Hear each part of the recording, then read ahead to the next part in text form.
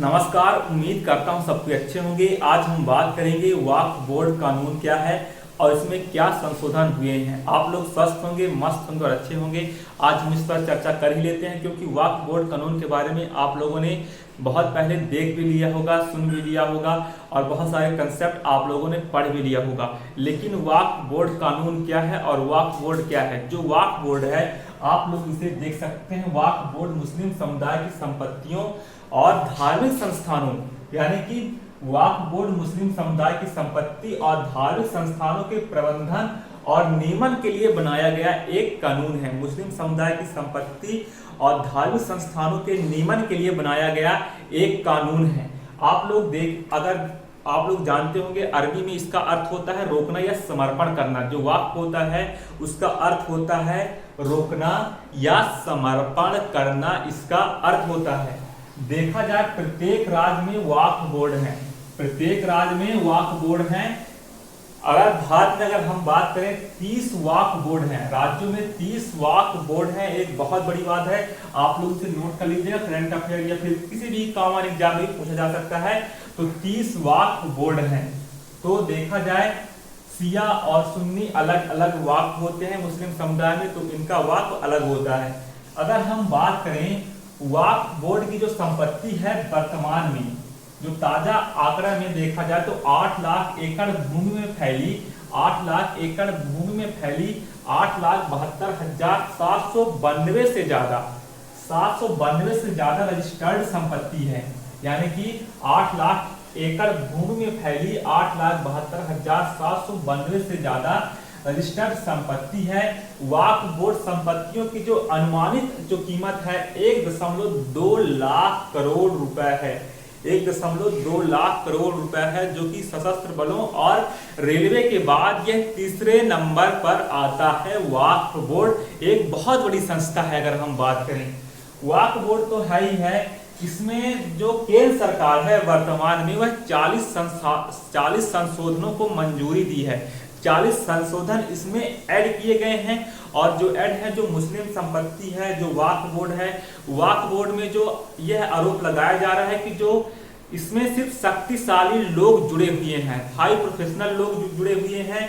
जो वक्फ बोर्ड का उद्देश्य होता है गरीब बच्चों का विकास करना, महिलाओं से जो वंचित है उनको शिक्षित करना, इनका मेन उद्देश्य माना जाता है वक्फ बोर्ड में। यानी कि जो गरीबी के स्तर को ऊपर उठाना, उनको शिक्षित करना, ये इसका उद्देश्य होता है वक्फ बोर्ड का। लेकिन यह आरोप इस पे लग रहे हैं कि इसमें शक्तिशाली वर्ग लोग जुड़ गए हैं और मुस्लिम वर्ग को कोई भी ज्यादा, मतलब जो मुस्लिम वर्ग के जो निम्न वर्ग हैं उनको कोई लाभ नहीं मिल पा रहा है। सिर्फ जो प्रोफेशनल लोग हैं उन्हीं को लाभ मिल रहा है, यह भी आरोप लगाया जा रहा है। आखिर क्या है, इसका क्या रीजन हो सकता है? आप लोग कमेंट बॉक्स में अपनी राय दीजिएगा और साथ में इसमें क्या सुधार की आवश्यकता है और अपने अपने विचार आप लोग प्रकट कर सकते हैं एक अच्छे कमेंट के साथ में।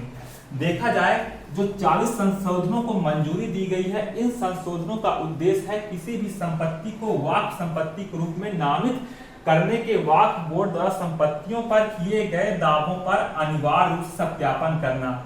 जो 40 संशोधनों को मंजूरी दी गई है, इसमें यह उल्लेख किया गया है कि इन संसाधनों का उद्देश्य किसी भी संपत्ति को वक्फ संपत्ति के रूप में नामित करने के वक्फ बोर्ड द्वारा संपत्तियों पर किए गए दावों का अनिवार्य रूप से सत्यापन करना होगा।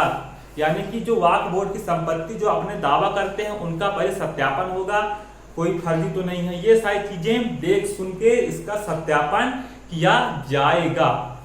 साथ में कानून के मुताबिक जो है राज्य और केंद्र सरकार वक्फ संपत्तियों पर दखल नहीं दे सकती है।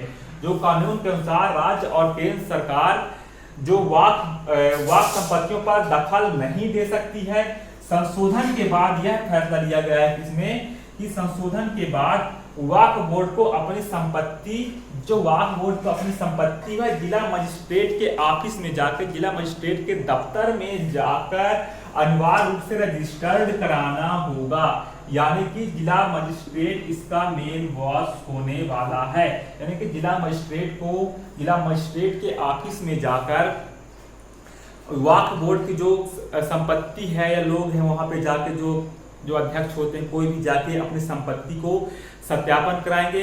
जो मजिस्ट्रेट होगा, मजिस्ट्रेट के ऑफिस में जाकर उनको सत्यापन रजिस्टर्ड कराना होगा ताकि संपत्ति का मूल्यांकन हो सके, संपत्ति का अच्छे से मूल्यांकन हो सके।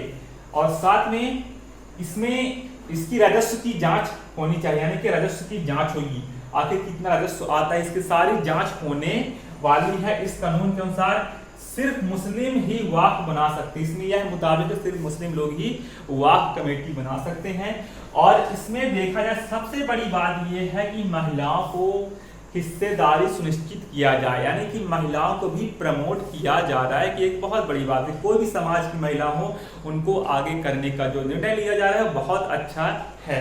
तो इसमें देखा जाए महिलाओं को हिस्सेदारी सुनिश्चित हो और प्रत्येक राज्य बोर्ड या केंद्र परिषद में 2 महिलाएं होंगी। जो बोर्ड होगी राज्य में और साथ में केंद्र की जो बोर्ड होगी उसमें 2 महिलाओं को अनिवार्य रूप से शामिल किया जाएगा। अब महिलाएं भी इसमें हिस्सा ले पाएंगी वक्फ बोर्ड कानून में। जो वक्फ बोर्ड कानून 40 संशोधनों का बना हुआ है, आप लोग इसे जानते होंगे।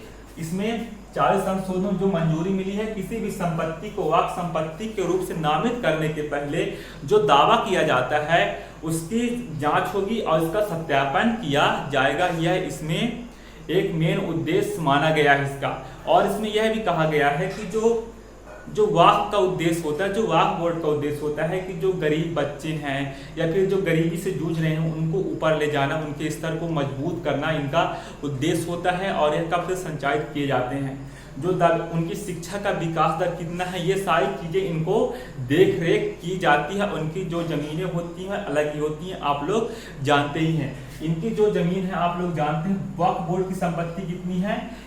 हम लोगों ने भी एक मतलब ऑफिशियल तौर पे नहीं देखा, लेकिन एक न्यूज आंकड़े पे हम बात करें तो इसमें 8 लाख एकड़ भूमि में फैली 8,72,792 से ज्यादा रजिस्टर्ड संपत्ति है। अगर आप लोगों को और भी मतलब चीजें अच्छी नहीं तो आप लोग कमेंट बॉक्स में बता सकते हैं। यानी कि 8,72,000 से ज्यादा रजिस्टर्ड संपत्ति है। वक्फ बोर्ड संपत्ति की अनुमानित कीमत 1.2 लाख करोड़ रुपए है, जो कि सेना, सशस्त्र सेना और रेलवे के बाद तीसरे नंबर पर आता है, यह अनुमान लगाया गया है। तो वक्फ बोर्ड का जो कानून है इससे यह बिल क्या पारित हो पाता है कि नहीं हो पाता है, अब देखने वाली बात है। लोकसभा में जाएगा, राज्यसभा में भी जाएगा और इस पे चर्चाएं होंगी, किन किन मुद्दों पे चर्चा होगी आप लोग इसे देख पाएंगे और ये कानून फायदेमंद है कि नहीं है, ये सारी चीजें वक्फ बोर्ड में शामिल होने वाली है। तो आज के करंट हिसाब से, करंट अफेयर के तौर पे अगर हम बात करें, जो वक्फ बोर्ड है, वक्फ बोर्ड में 30 वक्फ बोर्ड हैं, 30 वक्फ बोर्ड हैं। आप लोग इसे नोट कर लीजिएगा एग्जाम के दृष्टिकोण से। तो दोस्तों उम्मीद करता हूं आपको वीडियो पसंद आई होगी, ना भी आई होगी तो आप लोग एक फ्रेंड के नाते कर लीजिएगा। धन्यवाद, टेक केयर, जय हिंद, जय भारत।